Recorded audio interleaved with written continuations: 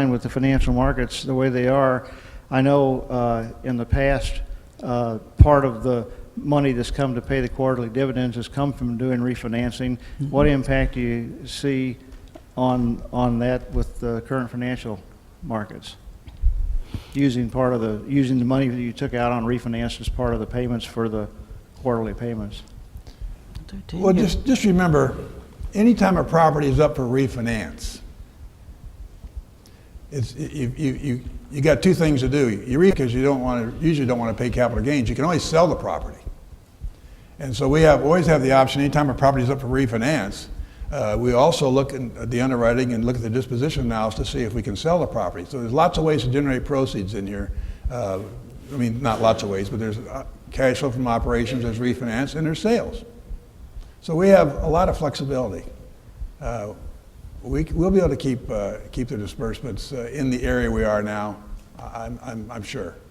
One of the things that we do is we keep, Dan and his crew keep a 5-year budget on every property. Took the word out of my mouth. Oops, sorry. That's all right. Gosh, the two salesmen competing with each other. Imagine that. For 15 years, I've looked at your investment 5 and 10 years down the road, every month. So we're constantly projecting a 5-year and a 10-year projection based on the most current data we have, the most current tweaking that management does, the most current tweaking of our next refinance or our next sale. And we're looking at the 5 and 10-year projections so that we don't get any surprises and don't ever have to send a letter out saying all of a sudden we're going to make some big change. That's been going on forever. Have you noticed on appraisals, the value being lower than anticipated because of the financial markets? Well, the values are a little lower because the cap rates are going up, but not that much. The biggest difference is the loan to value being put on by the lender, not the value, but the loan to value the loan you can get. Through the years of Dow Equities and Haley and Associates, when you distributed the K1 in mid-March, you used to report on a tax basis what our capital was, and then you recently went to a GAAP basis. You know, I'm concerned with an investor that doesn't contribute, you know, additional funds. That it's very important. You guys done a wonderful job on deferring income.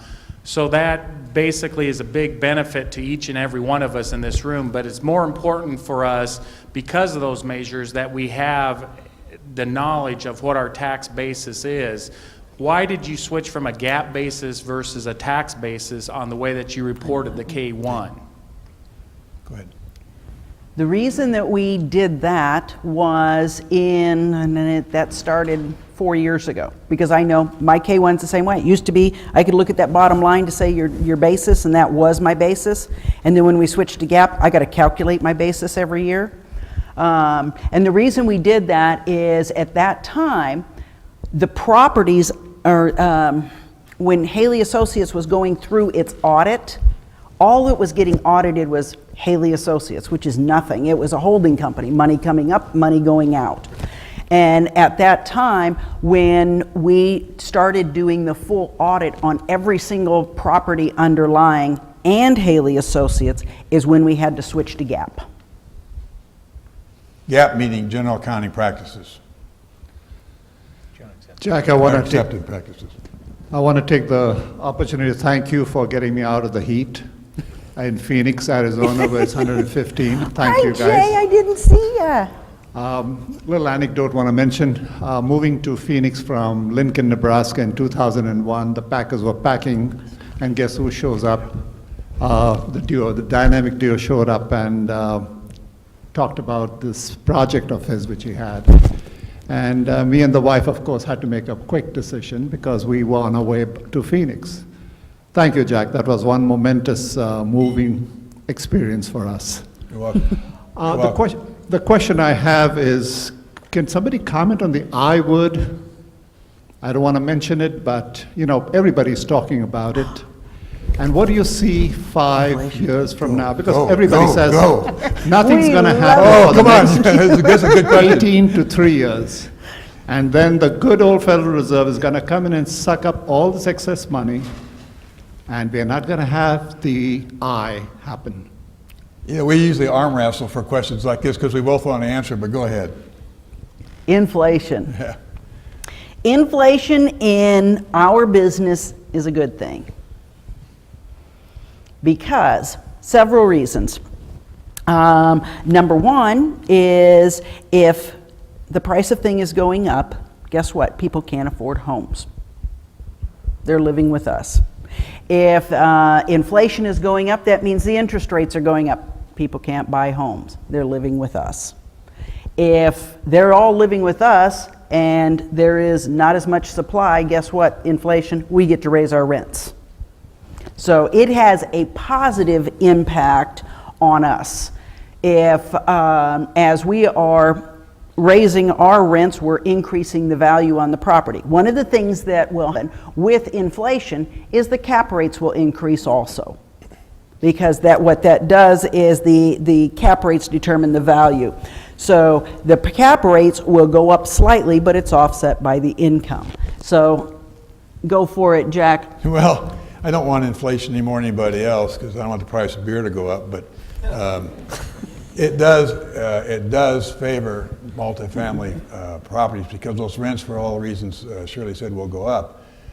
In multifamily business, we typically operate around 48–50% of rent. So, of course, expenses are going to go up. But the rent's going up, if the expenses go up at the same rate, and your expenses are only 48% of your rent, you've got an increased bottom line. It may not buy as much, but you got an increased bottom line. But what's one of the bottom line pieces that doesn't go up while this is happening? You got fixed rate mortgages. So you got a fixed rate mortgage, and you got inflation driving up the bottom line. It helps us with our cash flow. Now, we'll be able to increase the cash flow to you all. It won't buy as much beer, but you'll have more dollars. That's the way inflation works in our business. I don't want it either, but we aren't worried about it because it will work in our favor. No question about it. Any other questions? Shall we call tonight? All right. Thank you very much Thank for coming. you. Now, for those of you that didn't want to speak up but want to talk to one of us, we'll be up here. Yep. Hold on one second. Yep. Christy? We have gifts for every wait, listen. household out in the lobby, so if you let me and Brian get out there real quick, we've got a gift for every household.